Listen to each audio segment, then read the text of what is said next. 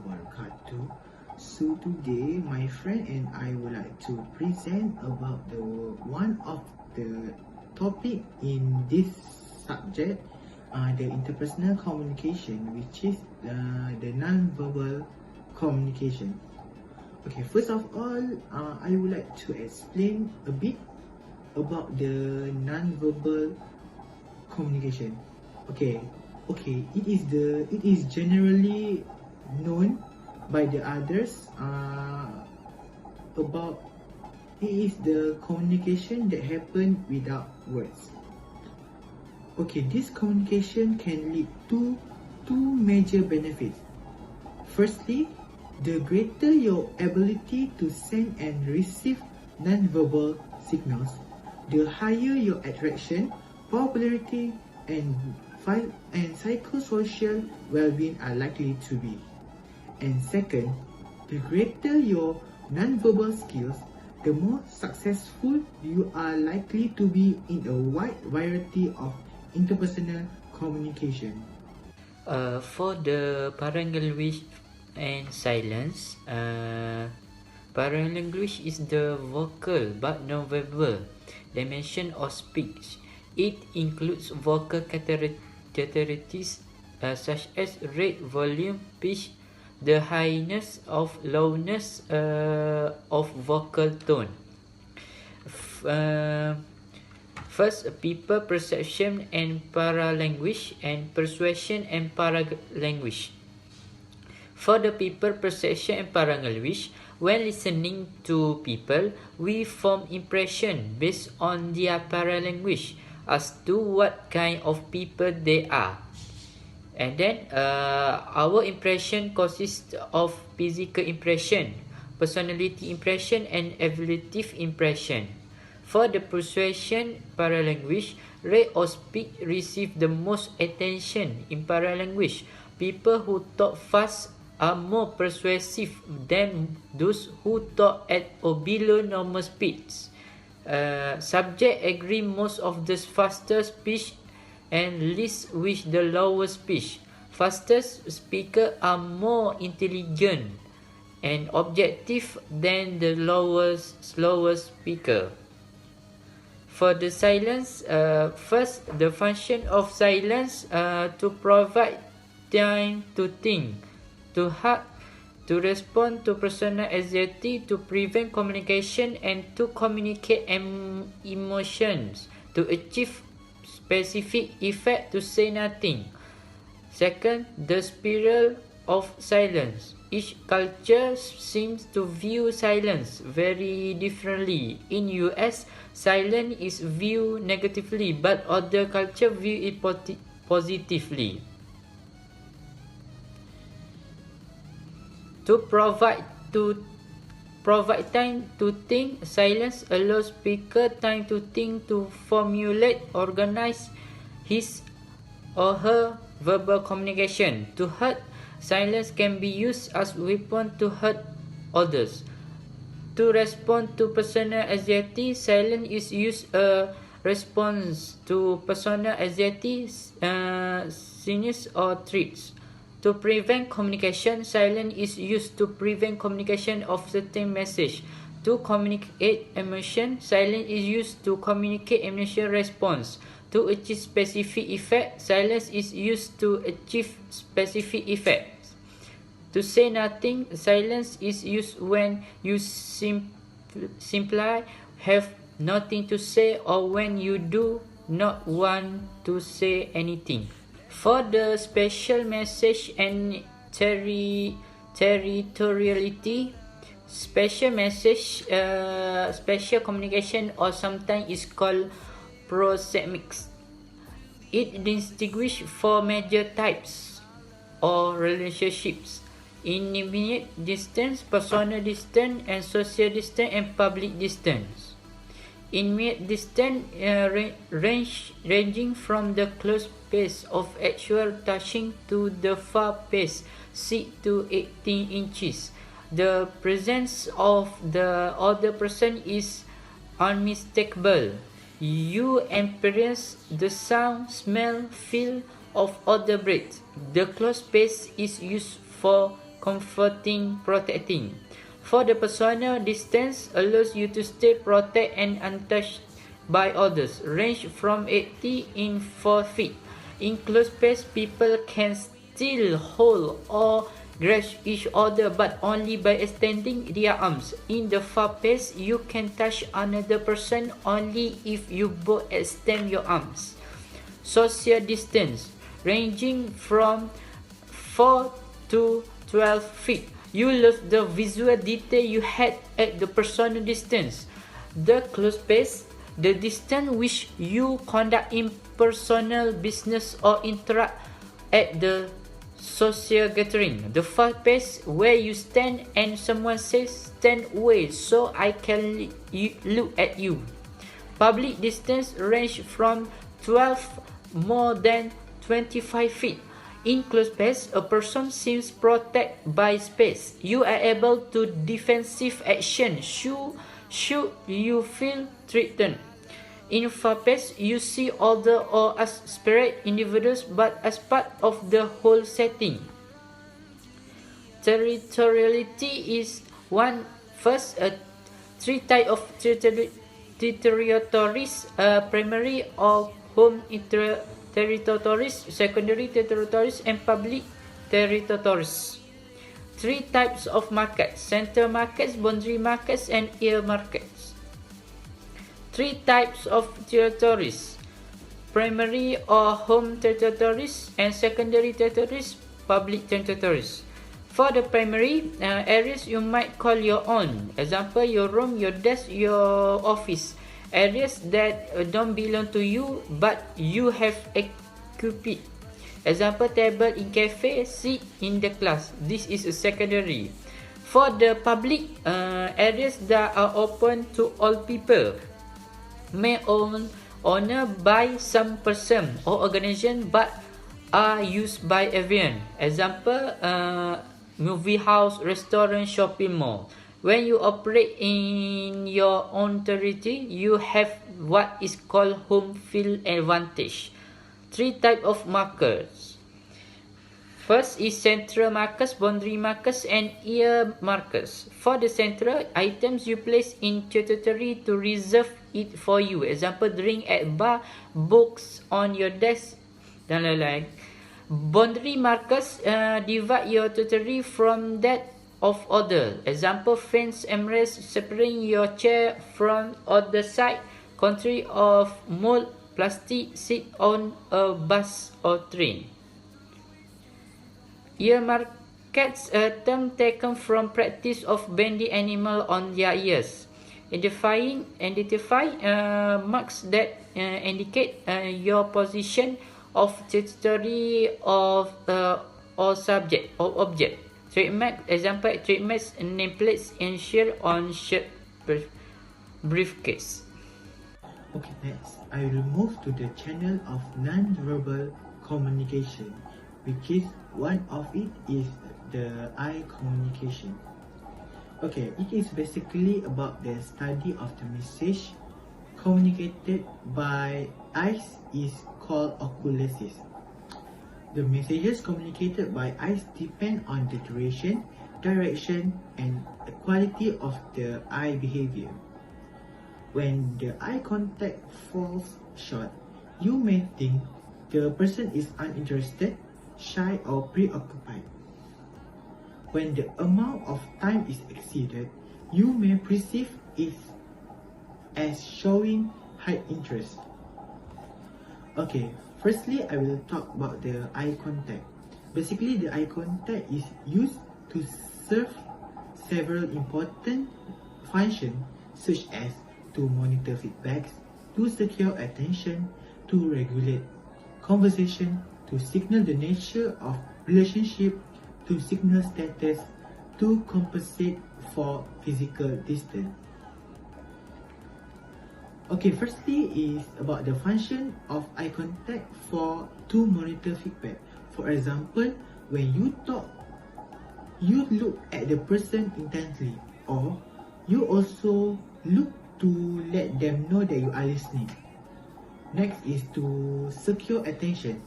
For example, if someone fails to pay attention, You increase your eye contact, hoping your focus will increase attention. And making an important point, you will look intently at your listeners. Next is to regulate the conversation. The eye contact helps to regulate, manage, and control conversation. Basically, it is to inform the listener that he or she should be speak. Okay, next is to signal the nature of the relationship. The relationship between two people, whether it is positive or negative relationship. Next is to the signal status. It is the eye contact often used to signal status and aggression. And lastly is to compensate for physical distance. We can overcome physiologically the physical distance between us. For example, if we catch someone's eye at the party, we become physiologically close, even though we may be separated by physical distance. Okay, next we move to the eye avoidance. When you avoid eye contact, you allow others to maintain privacy. You turn your eyes away as if to say, I don't mean to intrude. I respect your privacy. The eye avoidance also the signal lack of interest. And lastly is about the pupil dilation.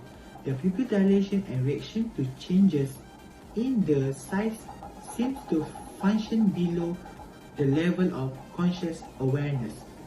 The pupil size reveals your interest and level of emotional arousal.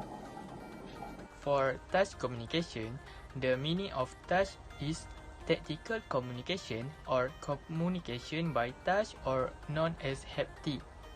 The meaning of touch communicate in 5 measures is: first, positive emotion. It was mainly between intimate or other who have a relative close relationship, such as support and appreciation. Second is playfulness.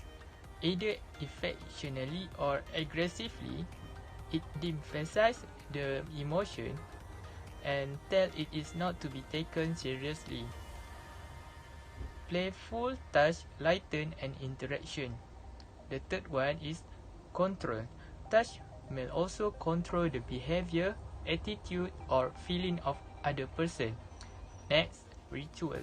Ritualistic touching center on greeting and departure. For example, shaking hand, hug, kiss. The last one is touch related. Touch is related with the performance of some function. For example, removing dust from a person's face, helping someone out of a car, and checking someone's forehead for fever. It is regarded positively. Next is touch avoidance. Touch avoidance is positively related to communication appreciation. It is also high among those who self-disclose little. People who are reluctant to get close to others seem reluctant to get close through touch. Older people have higher touch avoidance than the younger people. Today, I would like to talk about paralanguage and silence. Okay, first, what is the paralanguage? Okay, paralanguage is the vocal, but it is non-verbal. It is used to dimension of speech. Okay, paralanguage include vocal characteristics such as rate, volume, and pitch that we use to the talk another people. Okay, in the paralanguage have two types, which is first, people perception and paralanguage, and number 2 is persuasion and paralanguage. Okay, first, people perception and paralanguage. When listening to people, we form impression based on their paralanguage as to what kind of people they are. Okay. Our impression consists of physical impression, personality impression, and evaluative impression. Okay. Let's we move to the number 2, which is the persuasion and paralanguage. Okay. Rate of speech receive the most attention in paralanguage. So, people who talk fast are more persuasive than those who talk at or low normal speed. Okay, subject agree most with the fastness speech and least with the slower speech. And people think fastness speaker are more intelligent and objective than the slowest speaker. Okay. Okay, next we move to the silent. Okay. Silent, as we know, we don't talk anymore to other people. Okay. Do you know silent has many functions? Okay. First function of the silent is to provide time to think. Okay. Next, another function of the silent is to hurt. Silent used to as a weapon to hurt another people. Okay. The third function of the silent is respond to personal anxiety. Okay. Personal anxiety, silent is respond to personal anxiety or shyness or threats. Okay, another function of silent is to prevent communication to another people. Next, the function of silent is to communicate our emotion that we face. Another function of the silent is to achieve specific effect for other people, and the last function of the silent is to say nothing. Okay, today I will talk about the special messengers and territoriality. Okay, special communication, or sometimes is called proximate. In special messengers, have 4 major types or relationship, which is first is intimate distance, personal distance, social distance, and public distance. Okay. Intimate distance is ranging from the close phase of actual touching to the far phase, which is 6 to 18 inches. Okay. The close phase used for comforting and protecting other people. Okay, next we move to the personal distance. Okay, personal distance allow you to stay protected and untouched by others, ranging it for 18 inches to 4 feet. And in this close phase, people can still hold or grab each other, but only by extending their arms. Next, we move to the social distance. Okay, social distance ranging from 4 to 12 feet. You lose the visual detail you had at the personal distance. Okay, in the close phase, the distance which you conduct interpersonal business or interact at a social gathering. The last is the public distance. Okay, public distance ranging from 12 or more than 25 feet. In close phase, a person seems protected by space, and you are enabled to take and defense action should you feel the threatened. Okay, next we move to the territoriality. Okay, in the territoriality has 3 types of territoriality. Okay, first, primary or home territories. Primary home territories are area you might call your own, such as your room, your desk, or your office. For the secondary territorialities, which is area that do not belong to you, but you have occupied. And lastly, public territorialities. Public territorialities area that are open to all people. They may be owned by some person or organization, but are used by anyone. Okay, in territorialities have three types of markers. Okay, for century markers, item you place in a territory to reserve it for you. Okay, for the boundary markers, divide you territories from that or others. Okay, the lastly is the ear markers. Ear markers taken from the practice of branding animal. Next, I will talk about artificial communication. Artificial communication is a message conveyed by object made by human hand. For example, number 1 is space decoration. Decoration of a place is an influence on perfection. For example, when you enter a hospital or museum, the way that you decorate your private space communicates something about you. Example number 2 is color communication. Color vary greatly in their meaning from one culture to another. Color also affect our psychologically. For example, eyes blink increase the frequency when eyes are exposed to red light and decrease when exposed to the blue. Color also influence our perception and behavior. Example number 3 is clothing and body adornment. Clothing serves a variety of functions. It also can protect us from the weather or injury. It also can help us from conceal part of our body. The last one, it can serve a cultural display. For example, number 4 is scent. Smell is the physical aspect of nonverbal communication and is discussed widely by different writers.